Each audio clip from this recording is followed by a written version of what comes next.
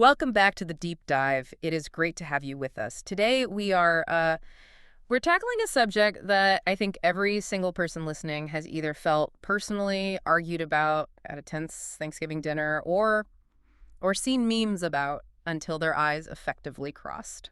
We are stepping right into the generational crossfire today, aren't we? We really are. We're talking about the avocado toast defense. You know the narrative, it's the classic trope. If you're young and you're broke, it's not because of the economy, it's because you're buying $12 artisan toast and $5 oat milk lattes. Right. And the implication is always, if you just stopped buying the toast, you'd be a millionaire with a paid-off mortgage by, what, age 30? It's such a pervasive story, and, it feels intuitive to a lot of people. I think mostly because it offers a really simple solution to a very, very complex problem. Right. Just stop spending. Exactly. Exactly. It's your fault. Yeah. But here's the issue. It's mathematically impossible. It's a myth that persists despite a mountain of evidence to the contrary. But today, we aren't just going to complain about the unfairness of it. We're going to look at the cold, hard math. Because when you actually run the numbers, no amount of skipped breakfast can mathematically offset the structural debts facing young people today. And that's really the core question, isn't it? Does that argument hold any water at all, or does it feel a little bit like gaslighting? Yeah. Because the goal of this deep dive is to investigate why young people, specifically millennials and Gen Z, are statistically so much more, broke compared to their parents. Is it bad habits? Is it a lack of discipline? Or is the system actually broken? To answer that, we've pulled together a really robust stack of sources. We aren't relying on, Opinion pieces here. We are looking at Deloitte's 2025 global survey data, deep wealth analysis from UBS and Smart Asset, retirement data from Bankers Life and MFS, and some very granular economic reports from the NYC Comptroller's Office and Bank of America. So we are looking at trends in wealth, debt, inflation, housing. We've got the receipts. We have the receipts, and they paint a very, very different picture than the memes do.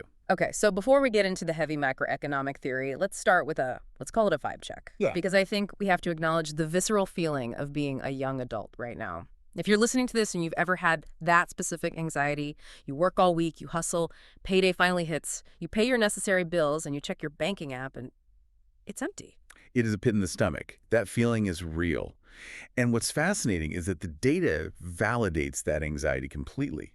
This isn't just a mood, it's a measurable economic reality. So it's not just in our heads. Not at all. Okay. If we look at the Deloitte 2025 Gen Z and Millennial survey, Yeah. the numbers are just stark. They found that financial insecurity among Gen Z workers surged from 30% in 2024 to 48% in 2025. Hold on, let's pause on that. In a single year, the number of Gen Z workers feeling financially insecure jumped by nearly 20 percentage points. 18 points, to be exact. Yeah. That's almost half the generation. Almost half, yeah. That is a massive statistical variance for a 12-month period. Usually these kinds of demographic shifts are slow. They're gradual. A jump like that suggests a shock to the system. And what about millennials? Are they doing any better? Not really. They aren't safe either. Their insecurity jumped from 32% to 46% in that same window. So it's almost the same story. It's almost identical. The report highlights that more than half of both generations are living paycheck to paycheck. See, that's the part that scares me. Because, the usual narrative is that you struggle in your early 20s, you eat ramen, you sleep on a mattress on the floor, and then you slowly, get more secure. But these trend lines are moving backward. Exactly. This isn't just about entry-level struggles. That's a key insight here. This suggests a structural erosion of stability. It's like the ground is crumbling beneath them faster than they can run. It validates that feeling that, despite working harder, you just aren't getting ahead. Okay, so if half the population under 40 is freaking out about money, we have to ask, how did we get here? Because the story we're usually told, the boomer narrative, if you will, it's very different. I worked a summer job to pay for college, I bought a house for $80,000, and I raised a family on one income. Right. Cool story. And, to be fair, we aren't here to bash baby boomers. Many of them worked incredibly hard. But the economic environment they applied that hard work to was, it was fundamentally different. It was a different game with different rules. Different ballgame entirely. Totally. To understand the why, we have to rewind the clock and look at the wealth distribution gap. We have data here from Visualizing America's Wealth. which uses the UBS Global Wealth Report data. Okay, hit us with a comparison. What's the breakdown? Okay, so currently, baby boomers hold $83.3 trillion in assets. 83.3 trillion. Yes, that represents over 50%, more than half of all U.S. household wealth. Okay, over half the pie. Got it. Now, compare that to millennials and Gen Z. Combined, so putting two entire generations together, they hold just $17.1 trillion. Wait, 17, as in 17. 17, yeah, which is only 10.5% of the total wealth. Whoa. So boomers have half the money, and the younger generations, who, by the way, are now the largest population cohort, have basically a crumb, 10%. A very small crumb. And remember, boomers only make up about a fifth of the population now. That's the part that's just mind-boggling. You have roughly 20% of the people holding 50% of the wealth. Correct. It's an incredible concentration of assets. But I'm going to play devil's advocate here for a second. Isn't that just how aging works? You accumulate money as you get older. A 60-year-old should have more money than a 25-year-old. That seems logical. And to a degree, yes, that is the natural life cycle of wealth accumulation. But the mechanism of how that wealth is built has shifted dramatically. And this is where it gets really fascinating. Smart Asset did an analysis that explains this structural difference perfectly. They looked at the economy in the 1990s versus the economy in 2025. Okay, so lay it out. What changed? What's the big difference? In the 1990s, wealth distribution was what economists call middle-heavy. It was concentrated in working-age households. Meaning people in their prime earning years. Exactly. Basically, if you worked, you earned, and you built wealth through your wages. It was an earnings-based model. Makes sense. You work, you get paid, you get rich. The American dream, really. That was the idea. Now, fast forward to 2025. The wealth distribution is top-heavy. It's concentrated in retirement-age households.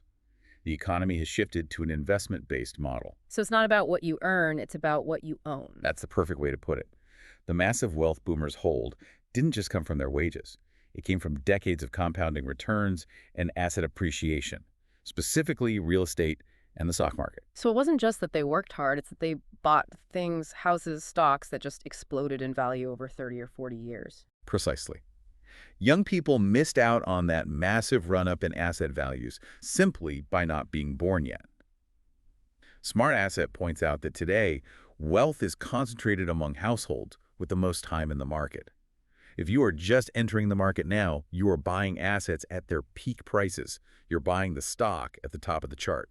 Meaning your potential for that same kind of growth it's significantly lower. It's like showing up to a buffet after everyone else has been eating for 3 hours, and the restaurant manager stops you at the door and says, by the way, the cover charge just tripled. That is a very, very apt analogy. Okay. You're paying more for the leftovers. And this isn't just about stocks. This brings us to what I call the 3 pillars of brokenness. If we really want to understand why the avocado toast argument is nonsense, we have to look at the 3 specific traps that young people are caught in right now. Okay, let's break these down. Pillar 1, I'm guessing it's the big one. It is the housing trap. For decades, the primary vehicle for building wealth in America was home equity. You buy a house, you pay it down, the value goes up, and you retire on the equity. It was a forced savings account that you lived in. Right. It was the bedrock of the middle-class dream. But for young people, that math looks very different now. It is mathematically impossible in many places. Let's look at the data from Smart Asset and the NYC Controller. Between 1990 and 2024, median home prices in the U.S. increased by over 400%. 400%. Yes. Now, in that same period, median household income rose by less than 200%. Okay, so the price of the thing you need to buy grew more than twice as fast as the money you have to buy it with. Correct. And that gap, that divergence between income and home prices, is where wealth accumulation just stops. If you can't get on the ladder, you can't climb. Young adults are effectively locked out of the housing market. And this has immediate, tangible consequences on how they live their actual lives. Absolutely. We have a report here from Art of Finance that notes 45% of people aged 18 to 29 are currently living at home with their parents. And that's often framed in the media as, oh, look at these kids, they're lazy, they don't want to leave the nest, or failure to launch. But the data says it's an 80-year high. This isn't a sudden generational shift in preference. People didn't suddenly decide living with mom and dad at 28 is cool. It is a survival strategy. Purely economic. Purely economic. If you can't afford rent, you stay at home. And speaking of rent, the NYC Controller's Office did a deep dive into this. They found that even when you adjust for inflation, young people today are paying significantly more in rent relative to their income than boomers or Gen X did at the same age. Yeah. So even their real earnings are lower when you factor in rent. So you're caught in a pincer movement. You're paying more to rent a place you'll never own, which prevents you from saving for a down payment for a house that is appreciating faster than you can save anyway. That is the cycle. That is the trap. And that leads us directly into pillar 2, the education and debt crisis. Right. Because the advice given to millennials was always, if you want a good job to buy that house, go to college. That was the non-negotiable step 1. Go to college, take out the loans, you'll be set. That was the promise. The reality turned out to be debt, a crushing amount of it. Smart Asset highlights that tuition costs have risen more than 300% since the 1980s. 300%. And some sources, like the College Board, put the tuition jump at nearly 1,200%, depending on how you weigh private versus public institutions. Again, just completely outpacing inflation and wages by a mile. It's not even close. Not even close. And unlike a mortgage, which is debt attached to an appreciating asset, your house usually gains value. Student loans are often a drag. There's no guaranteed financial return in today's market. Our source on student loan debt shows that millennials hold the largest share of this debt. Almost 40% of all borrowers are millennials. Wow. But Gen Z's debt is growing the fastest, with a compound annual growth rate of over 6.7%. So they're starting their adult lives with a negative net worth. Before they even get their first real paycheck, they are deep in the hole. Exactly. And the impact of this is huge. It delays everything. The data shows that 84% of Gen Z and 83% of millennials with student debt have put off major milestones because of it. They aren't buying homes, they aren't getting married, they aren't starting businesses. It really kills the entrepreneurial spirit argument too, doesn't it? It's hard to take a risk and start a business in your garage when you have a $500 loan payment due every single month, whether you make money or not. It forces risk aversion. You have to take the safe corporate job instead of the risky startup because you have these non-negotiable bills to pay. It acts as an anchor, just dragging down their ability to ever catch up to the wealth accumulation of previous generations. Okay, so housing is too expensive, and we're in debt for degrees that cost 300 to 1,200% more. Let's talk about pillar 3, stagnant wages and inflation. Because surely, if we're working harder and are more educated than any previous generation, we should be getting paid more, right? You would hope so. But this is what's being called the cost of living crisis. Bank of America and Bright Plan both cite this as a major stressor for young people. The core problem is that essential expenses, housing, food, transportation, healthcare, are eating up a larger and larger percentage of income. So there's less left over at the end of the month. Way less. The NYC Controller Report has a stunning figure on this. It highlights that expenses for young adults grew by 39.3% just between 2018 and 2023. Almost a 40% increase in 5 years. That's wild. It is. And income. In that same period, it only grew 26.1%. So the math just doesn't work. It fundamentally cannot work. You're technically earning more dollars, but you can buy less stuff. That is the definition of declining purchasing power. You are running faster just to stay in the same place. And there's another factor here that previous generations didn't have to deal with to this extent. The gig economy. Oh, right. The side hustle culture. Uber, DoorDash, Fiverr, everyone is a CEO of their own life, or so we're told. We often glamorize it as freedom and flexibility, but the sources, specifically Lynn University and the interview guys, paint a very different picture. While the gig economy is valued at over $556 billion, it lacks stability, it lacks health benefits, it lacks retirement safety nets. All the things that a traditional job used to provide. All the things that create a stable middle class. They note that 46% of Gen Z take on side jobs just to cope. They aren't driving Uber for fun money or to buy a boat. They are doing it to pay the rent. So you have a generation working a 9 to 5, then working a 5 to 9, just to tread water. Precisely. And this constant grind, it takes a toll. It has to. I want to get into that toll. We've been throwing a lot of big macroeconomic numbers around, trillions of dollars, percentages, but I want to bring it down to the human level for a minute. Let's hit some oh wow moments, some rapid fire stats from the stack that really show what this looks like for an individual. Okay, let's do it. Let's start with the savings gap. This one really shocked me. A study from MFS reveals that 60% of millennials and Gen Z have less than $5,000 saved for retirement. Less than $5,000 for retirement. And we should remember the oldest millennials are in their early 40s now. That isn't, I just started working money. That is, I have been working for 20 years and have almost nothing to show for it money. It's a terrifyingly low number. And it's not because they don't want to save, it's because they simply can't. Bank of America found that over half, 55% of Gen Z, cannot cover 3 months of expenses. They have no emergency fund. So one bad car repair. One medical bill, one unexpected layoff, and they underwater.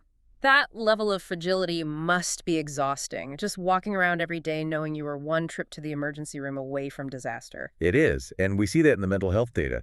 The Interview Guys report states that 40% of Gen Z report stress or anxiety most of the time. Uh-huh. And they say it is primarily driven by finances. It's the number one stressor. By far.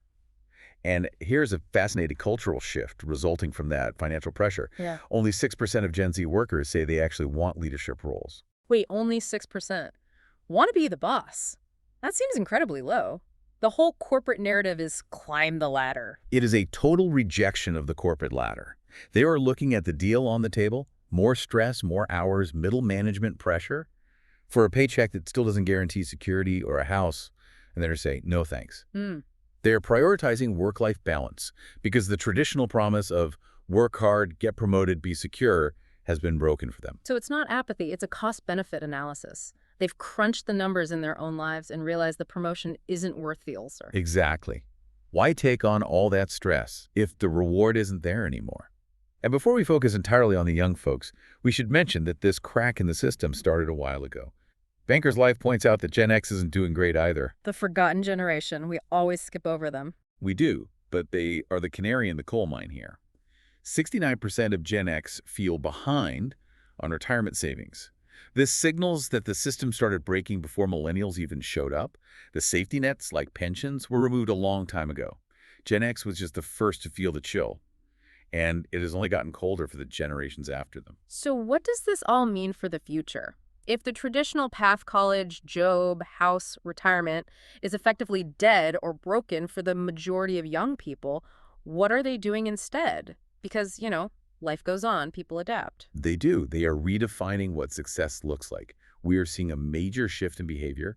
Art of Finance notes that young people are delaying marriage and families. And again, this isn't necessarily because they want to, but because they can't afford it. It's a responsible decision, really. Don't have kids if you can't afford to feed them. It is responsible, but it has huge demographic implications for the future of the country. But there's another side to this spending behavior. Citing Lynn University, we see that Gen Z prioritizes experiences and ethical investing, ESG, over traditional accumulation. This goes right back to the avocado toast thing, doesn't it?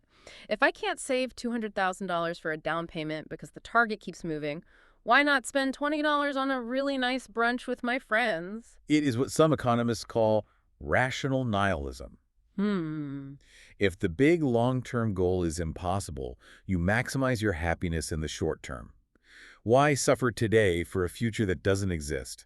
If the math says you'll never own the home, you might as well enjoy the coffee. Rational nihilism. I think that's going to be my new band name. But it makes perfect sense. You're finding joy where you can actually afford it. And there's also a shift in how they invest. Despite all the gloom, Gen Z is actually very financially active. Civic science calls them the vanguard of the new investor class. The vanguard. I like the sound of that. They are starting to invest earlier. 21% are in the stock market. They're looking at crypto. They're looking at non-traditional assets. And they are highly responsive to financial education they find on social media, like on TikTok and YouTube. So they aren't checking out of the system. They are trying to hack it. They're looking for a side door. They're trying to find a loophole because the front door is locked and bolted. Now, there is one giant looming event that we haven't talked about yet. I see it in the notes as the Great Wealth Transfer. That sounds ominous. Ah, yes. The silver lining, or perhaps the driver of even more inequality. According to the Independent and Cerulli Associates, approximately $84 trillion is set to pass from older generations to younger ones through the year 2045. $84 trillion. That sounds like it solves the problem, right? The boomers pass the money down, millennials and Gen Z get rich, problem solved. For some people, yes, it will be solved. But we have to look at the distribution. This wealth transfer isn't going to be spread evenly across the population, not even close. It's going to go to the children of the wealthy. So if your parents have a paid-off house in a nice area and a fat 401k, you're going to be fine, maybe more than fine. But if your parents are struggling too, you get nothing.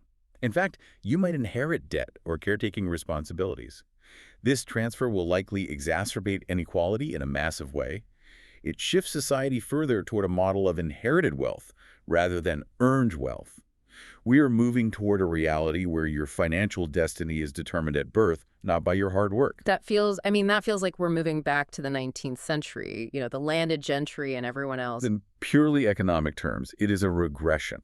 It undermines the core American ethos of social mobility. So to wrap this all up, let's go back to the original question. The avocado toast defense. What's the final verdict? It is debunked comprehensively, completely. It's not the brunch. It's the 400% rise in housing costs. It's the 300+% rise in tuition. It's the wages that grew by 26% while expenses grew by almost 40%. It is a systemic issue. It is a stacked deck where wealth generates more wealth and labor. Labor generates less real value than it used to. And for our listener, the learner, who might be feeling that anxiety we talked about at the start, checking the bank account and feeling that pit in your stomach, what is the takeaway here? What should they walk away with? I think the biggest takeaway is that your anxiety is rational. It is not a personal failure. You are not bad with money. You are navigating an economy that has fundamentally changed the rules of the game without updating the instruction manual. You are playing on hard mode. And realizing that helps, I think. It stops the self-blame. It allows you to look at the situation clearly and maybe make different choices. It does, but it also raises a really provocative question for the future. What's that? If our economy relies on young people buying homes, buying cars, and starting families to keep growing, consumption drives GDP, after all. But those young people are mathematically priced out of doing those very things. Are we heading toward a total economic reset? And if the great wealth transfer is the only hope for solvency for this generation, what happens to the millions of people who are waiting for an inheritance that simply doesn't exist? That is a heavy thought to leave us with. Are we looking at a future where you are either an heir or you are broke? It's a question we need to start asking, and soon. Well, on that cheerful note, thank you for diving into the data with us. It's better to know the truth, even if the truth is expensive. Knowledge is the one asset that doesn't depreciate. Absolutely. Thanks for listening to this deep dive. We'll catch you next time.